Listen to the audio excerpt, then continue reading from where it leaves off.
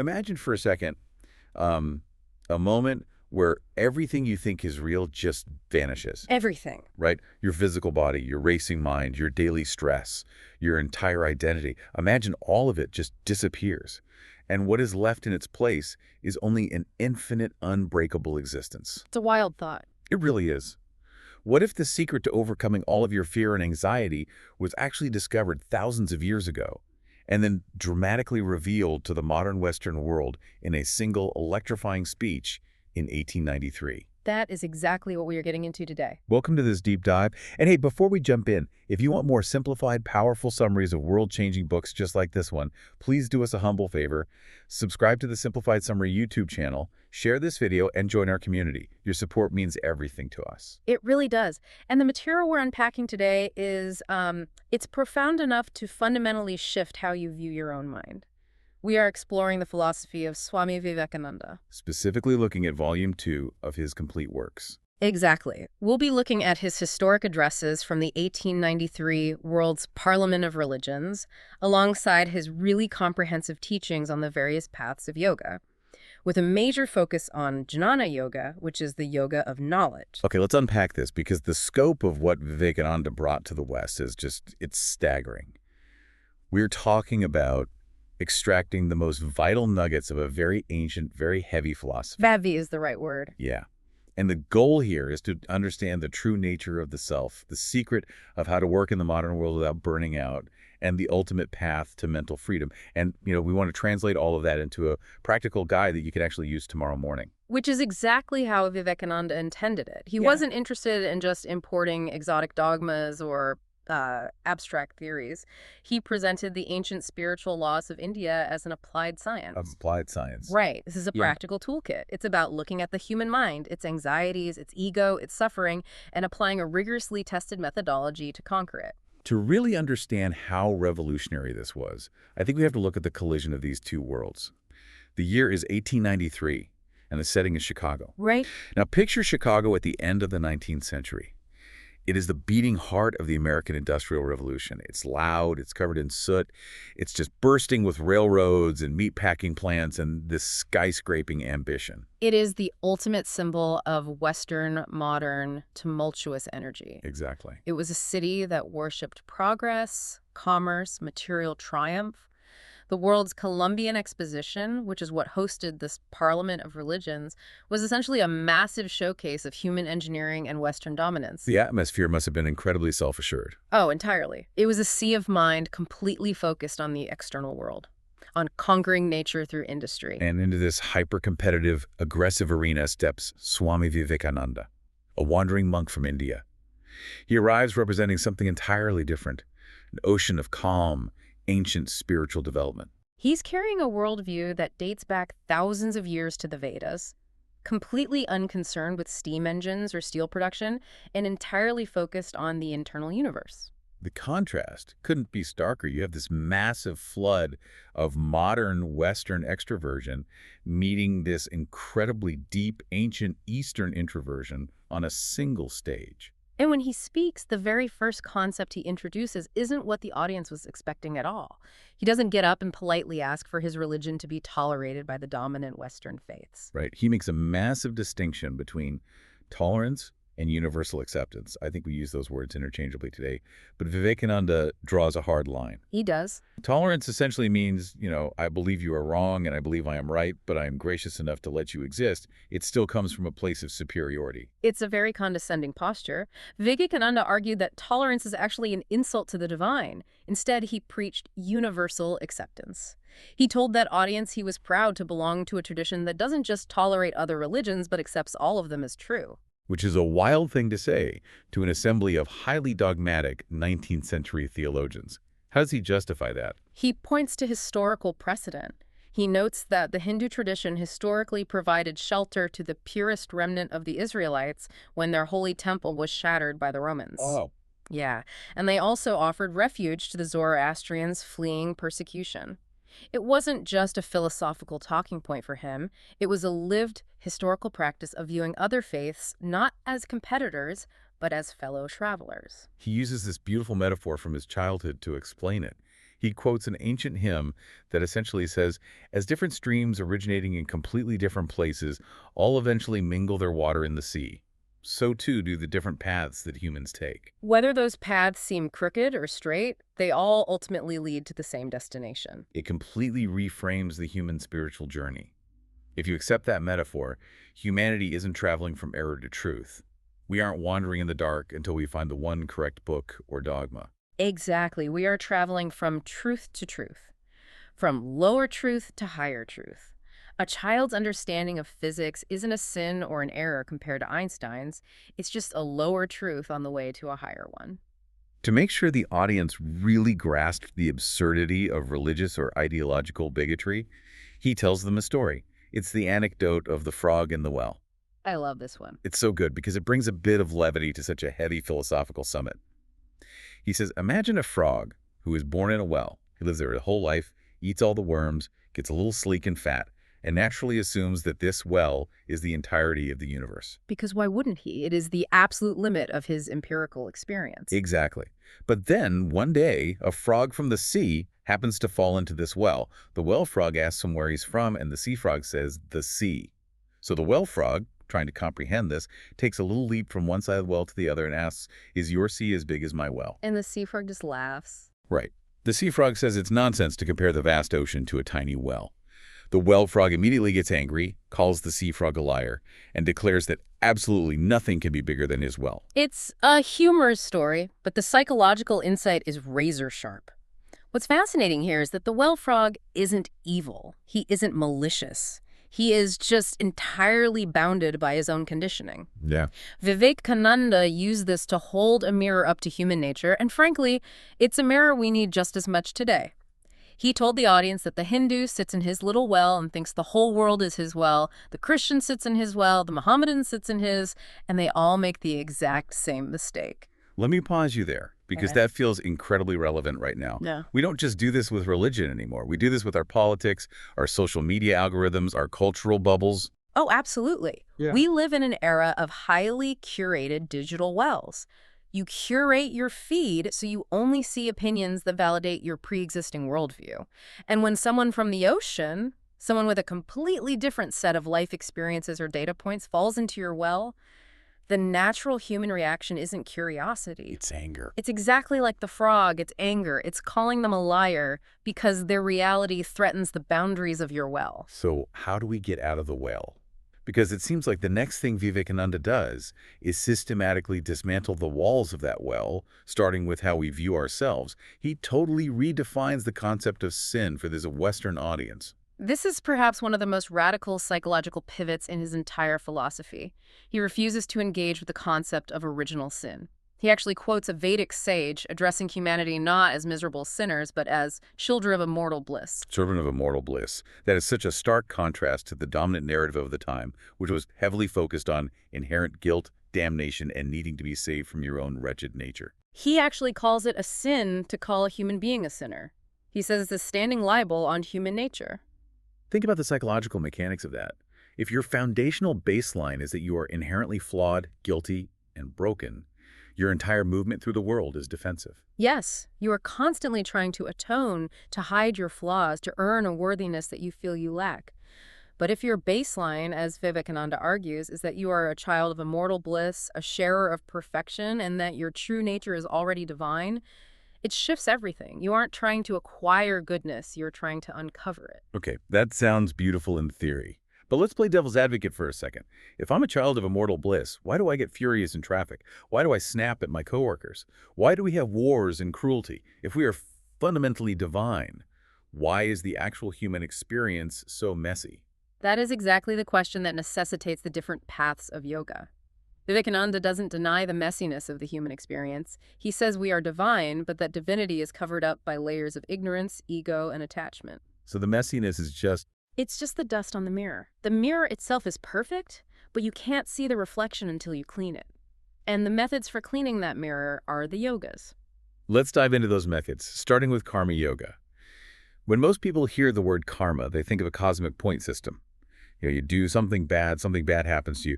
But in this context, karma yoga is essentially the science of work, right? Action. Yes. Karma literally means action. Every thought we think, every word we speak, every physical movement we make is karma. And karma yoga is the systematic method of performing action in the world in a way that frees you rather than binds you. The major lesson he emphasizes here in Volume 2 is paying as much attention to the means of work as to the end. And I find this fascinating because modern society is completely obsessed with the end goal. We want the promotion, the bank account, the successful startup. We focus entirely on the destination. And Vivekananda argues that this is our great defect. When you are entirely fixated on the goal, you become attached to it. And attachment breeds anxiety. You start cutting corners. Right. Or you become so stressed about failing that the actual work becomes a source of suffering. His argument is that if the cause is perfect, the effect must be perfect. If you pour all of your energy, focus, and integrity into the means, the present action you are taking right now, the end will take care of itself.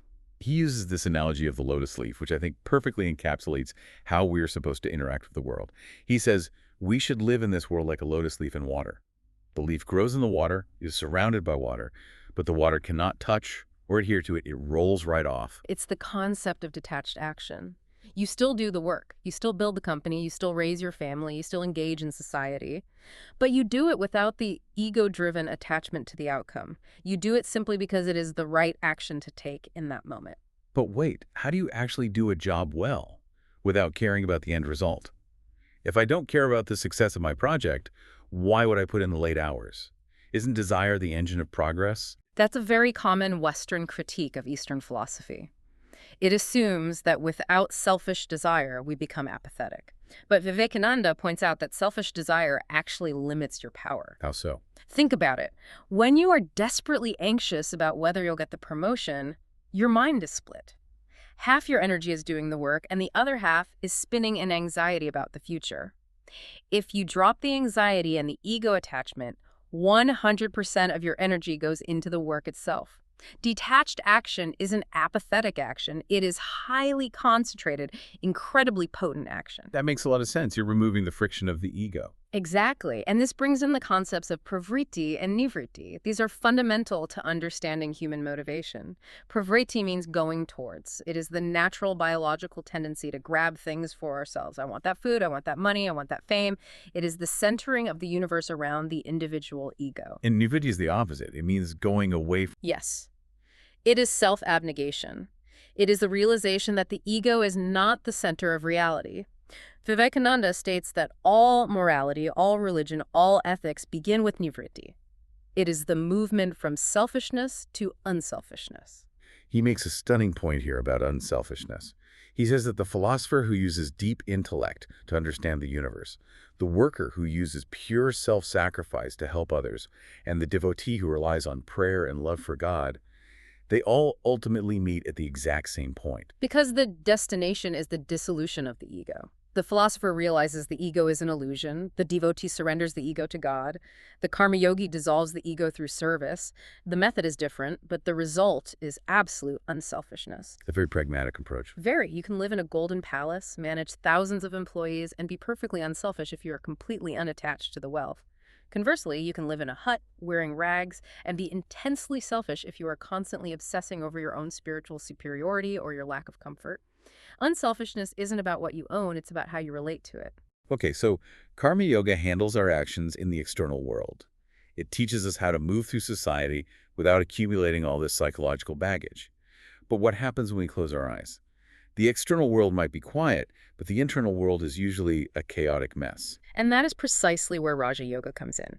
If karma yoga is the science of external action, Raja Yoga is the science of conquering the internal universe. It is the psychological and meditative branch of this philosophy. There's this mind-bending analogy he uses to describe human consciousness. It really helped me visualize what the mind actually is. He says, imagine an infinite dark line. You can't see the whole thing, but there is one tiny luminous point moving along that dark line. It's a brilliant way to map the human psyche. That luminous point moving forward is your conscious awareness, your present moment. As it moves, it lights up whatever it touches. But everything it leaves behind doesn't just cease to exist. It falls back into the dark. It becomes the subconscious. Right. And those subconscious parts are basically our hard drive. Yeah. They are past experiences, traumas, habits, and ingrained reactions stored up in the dark. And even though we can't see them with that luminous point of consciousness, they are quietly, constantly influencing how we react to the present. Exactly. When you snap at your coworker, it's not just the present moment interacting. It's a subconscious trigger from 10 years ago firing in the dark. Raja Yoga is the rigorously scientific method to turn the light back on. It is the process of taking control of not just the conscious mind, but diving into the subconscious, organizing it, and then pushing the mind even further into what is called the superconscious state. But to do that, we have to acknowledge that the soul, what he calls the Purusha, is currently caught in a trap. We are trapped by nature. We are trapped by our biology, our neurological habits, our desires. And what I appreciate about Vivekananda is that he doesn't say the solution is to just run away to a cave and hide from nature. No, because you can't. The mind goes to the cave with you. He points out that experience is the only true teacher. We have placed ourselves in this net of nature, and we have to work our way out through it. You have to go through the experiences of life, relationships, heartbreak, success, failure. The key is to go through them while remembering that they are only momentary states. He says nature has no light of its own. It only appears lit because the soul is present in it, like the moon reflecting the light of the sun. This is a crucial distinction. The mind, the intellect, the body, according to this philosophy, these are all part of nature. They are material, even if the mind is a very subtle form of matter. They don't have inherent consciousness. The soul, the true observer, is what lends consciousness to the mind.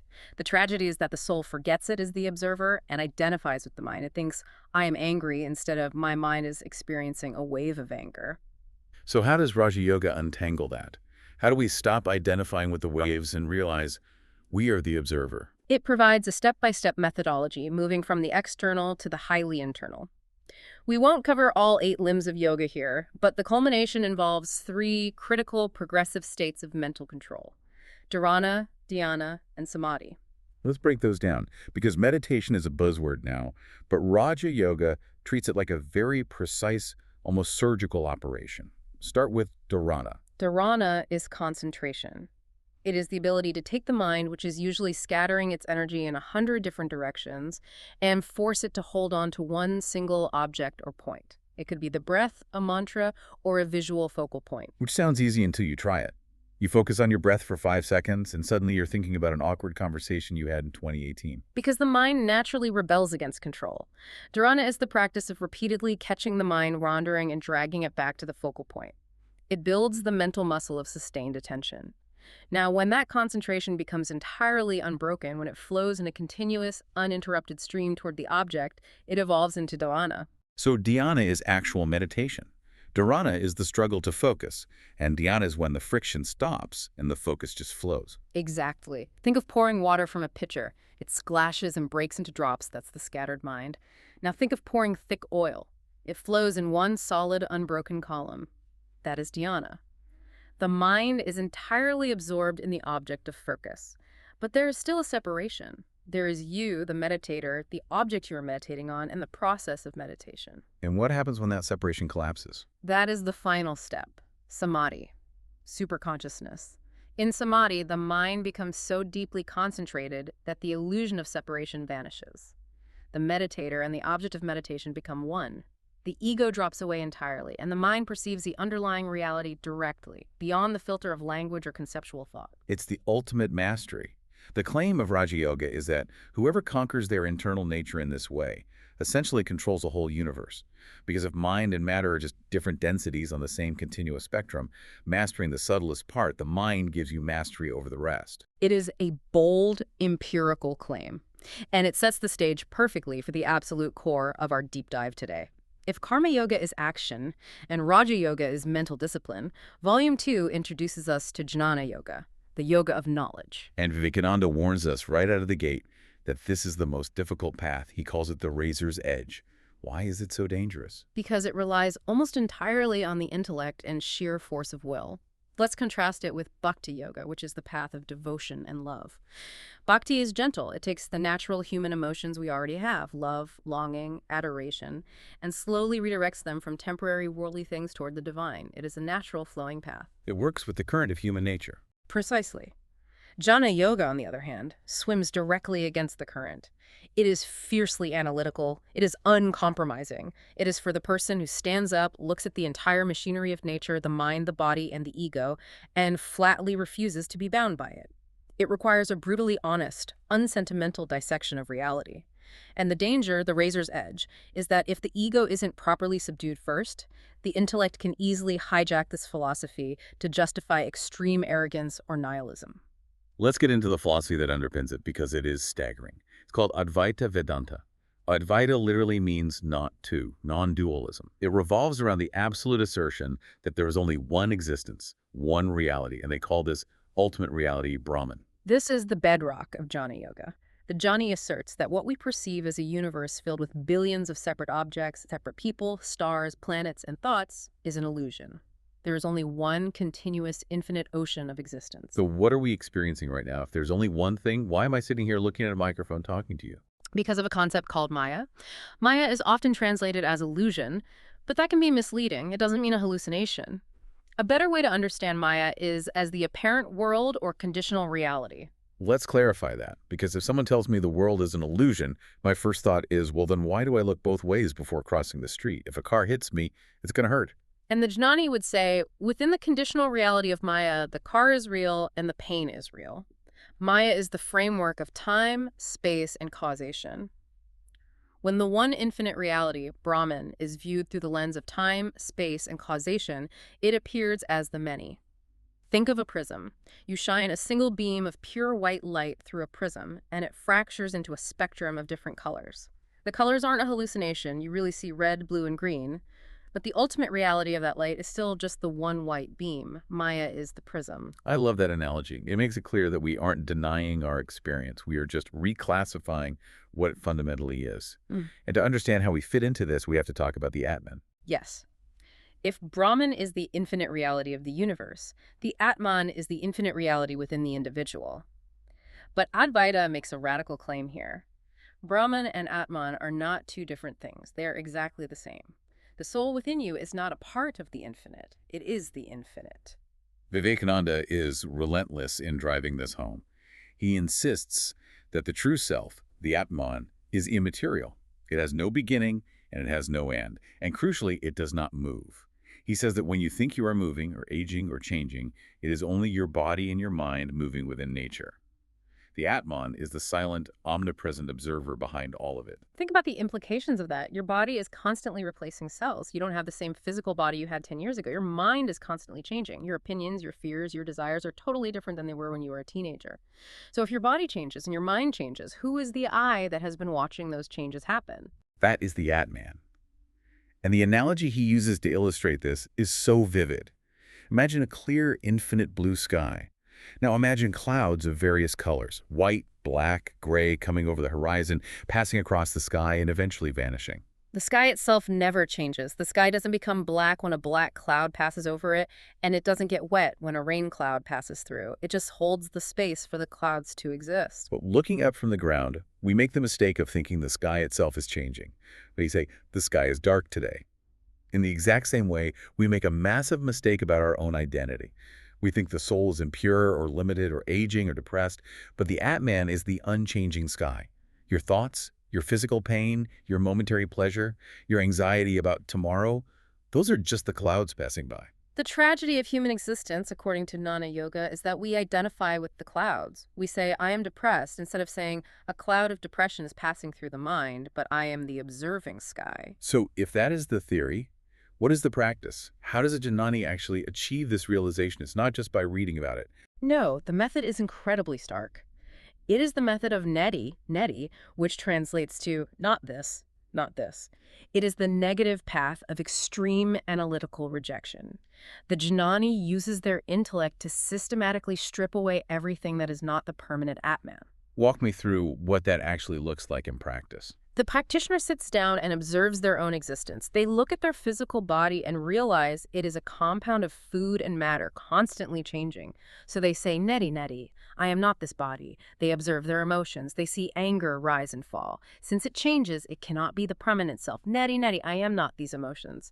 They observe their intellect, their memories, their very personality. All of it is subject to change. Neti neti, I am not the mind. They just keep peeling the onion. Exactly. They reject everything that is a compound, everything that exists in time and space, until absolutely nothing is left but the sheer naked awareness itself. The pure subject that can no longer be turned into an object of observation. That is the Atman. This level of detachment leads to a practice that honestly sounded terrifying when I first read about it. It's called Titiksha, or Forbearance. It is the practice of bearing all miseries without murmuring, without complaining, without even internally resisting them. The examples given in the history of Indian monasticism are extreme. Monks sleeping on the burning sands of the Ganga in the midsummer sun, or floating in freezing Himalayan waters in the dead of winter. The practice is to endure absolute physical extremes and maintain the internal realization, what is heat? What is cold? They only affect the body, and I am not the body. I have to push back here. For a modern listener, that sounds a lot like extreme dissociation. Is that psychologically healthy? It sounds like someone traumatizing themselves until their nervous system just shuts down and numbs out. It's a very valid question. To a modern psychological framework, it looks like a trauma response, shutting down the connection to the body to escape pain. But the subjective experience of the yogi is described as the exact opposite of numbness. Dissociation is checking out. Titiksha is checking in to the deepest possible reality. They aren't turning off their awareness of the pain. They are expanding their awareness so vastly that the pain of the body becomes as insignificant as a drop of water in the ocean. It is a supreme act of identification with the Atman, not an escape from reality. To prove how deep that identification can go, there's a legendary story of a sannyasin, a wandering monk who was meditating in a forest. He was attacked and dragged away by a tiger.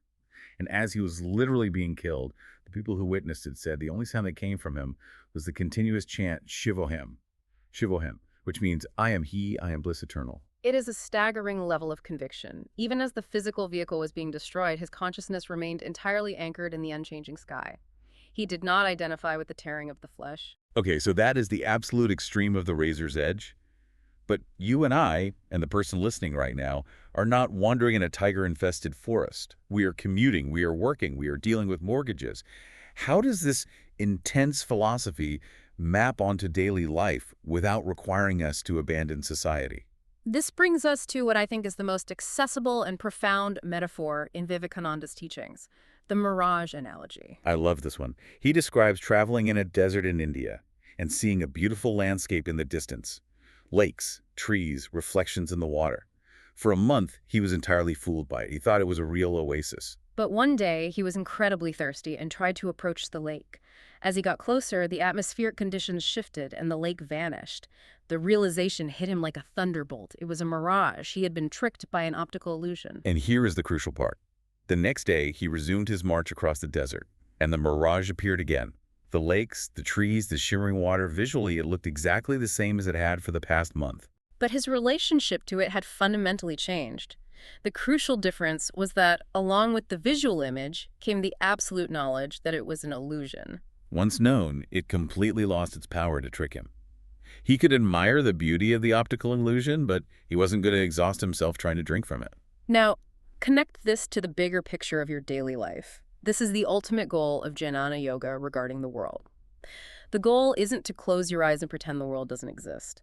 The world will still appear to you. You will still see the people, the political struggles, the social dramas, the financial pressures. Visually and experientially, your life might look exactly the same. But the internal software has been upgraded. Precisely. If you have realized the underlying unity of the Atman, the world appears with the accompanying knowledge that it is Maya. It is a conditional, temporary reality. Knowing the illusory nature of your anxieties, your social standing, or your fears strips those things of their power to cause deep existential suffering. You can interact with the mirage, you can play the game of life with immense energy and joy, but you are no longer a slave to it. You know you can't quench your soul's thirst with a mirage. That is a massive paradigm shift. You don't have to literally flee into the mountains. You just change your relationship to reality right where you are. Which naturally brings us to the ideal human being that Vivekananda outlines. We've talked about all these different paths, Karma for work, Raja for the mind, Jnana for the intellect, Bhakti for the heart. But he doesn't advocate picking just one and ignoring the rest. No, his ultimate ideal is a harmoniously balanced human being, a complete synthesis. He calls it the fourfold balance. He says a person should be equally philosophic, mystic, emotional, and active. If you just rely on intellect, you become dry and cold. If you just rely on emotion, you become ungrounded and sentimental. You need all the tools. A bird needs 2 wings and a tail to fly straight. To be fully actualized, you need the towering, razor-sharp intellect of a jnani to cut through illusions. You need the boundless, compassionate love of Bhakti Yogi to connect with others. You need the absolute internal focus and discipline of a Raja Yogi to control the mind. And you need the tireless, detached selflessness of a Karma Yogi to serve the world. To explain the journey of the human soul toward this perfect, balanced realization, he shares a breathtaking metaphor from the ancient Upanishads. It's the tale of the 2 birds. Picture a massive sprawling tree. On this tree are 2 birds. The lower bird is hopping around the lower branches, frantically eating the fruits of the tree. Some of the fruits are incredibly sweet, and when the bird eats them, it sings and feels happy.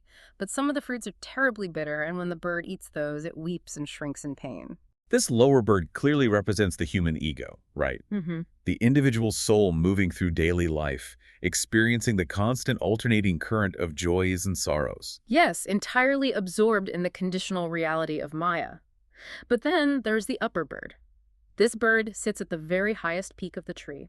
It is perfectly calm, majestic, and completely silent. It doesn't hop around. It eats neither the sweet nor the bitter fruits. It simply observes. So as the lower bird gets battered by life eating a particularly bitter fruit of failure or loss or heartbreak, it looks up in its despair and catches a glimpse of the calm upper bird.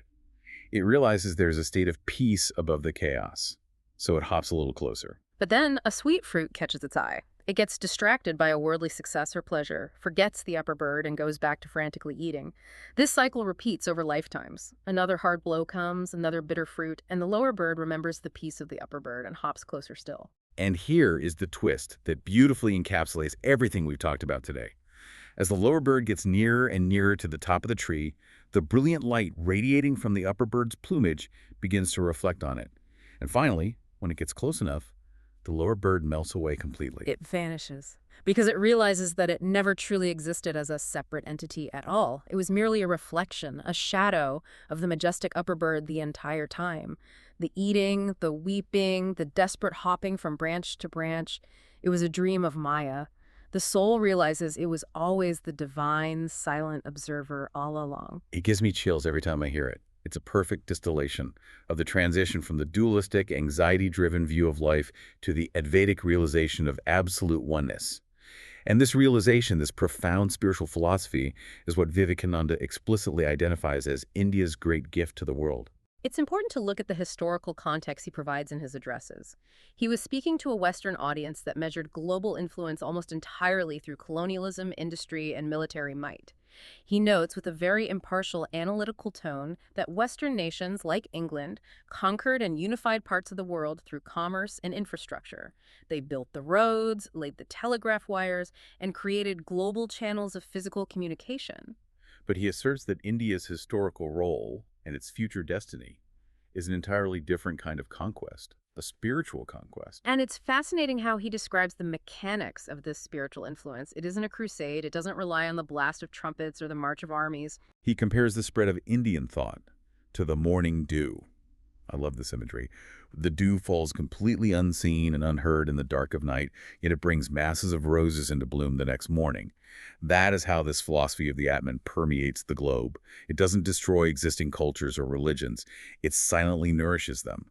It provides the philosophical water that allows a Christian to be a better Christian, or a scientist to be a more grounded scientist. Which brings us to what he views as the ultimate practical result of this entire philosophy, the absolute power of faith in oneself. He observed a very stark contrast during his travels. He noted that a typical young person in the West at that time was raised with immense, almost arrogant self-belief. They were told, you can do anything, you can conquer the world. Meanwhile, in the India of his time, which had been battered by centuries of foreign rule and colonization, he saw a tragic amount of self-doubt and degradation. The societal conditioning was entirely different, but the radical teaching of Vedanta cuts through all historical and cultural conditioning. The teaching is incredibly blunt. If you think you are weak, you will be weak. If you think you are pure, immortal, and omnipotent, you will be. It goes back to that idea we started with. The greatest sin is calling yourself a sinner. If you identify with weakness, you manifest weakness. He practically begs the audience to teach themselves and to teach children from their very youth, not about their flaws, but about the inherent glory of the soul. That is the life-giving thought. Let me believe in my true nature, and the strength must and will come out. So if we take a step back and synthesize this massive wealth of information we've unpacked over this deep dive, what have we really uncovered? We have traveled from the electrifying, industrial atmosphere of the 1893 Parliament of Religions, where the radical concept of universal acceptance was boldly declared to a skeptical West.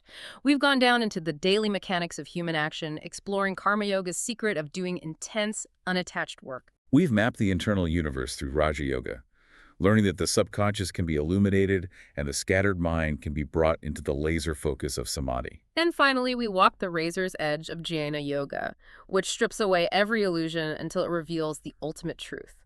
Your true nature is existence, knowledge, and bliss absolute. The Atman is the unchanging blue sky. Everything else, your stress, your body, your identity, is just passing clouds. So for you listening right now, how do you actually use this tomorrow morning? When you are sitting at your desk, faced with an overwhelming inbox or a tense conversation with your boss, or just the heavy ambient anxieties of modern life, remember the mirage. The stress feels real, the inbox looks real, and you still have to deal with it. But recognize it as a changing, apparent world. It is Maya. Remember the lotus leaf.